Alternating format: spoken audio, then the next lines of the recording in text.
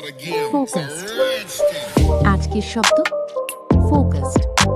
Distraction কাটাতে এই শব্দ জরুরি। মিনিং মনোযোগী। অরিজিন ফোকাস এবং এর বিকল্প বানান ফোকাসড শব্দটি ল্যাটিন শব্দ ফোকাস থেকে উদ্ভূত, যার অর্থ চুল্লি বা অগ্নিকুণ্ড।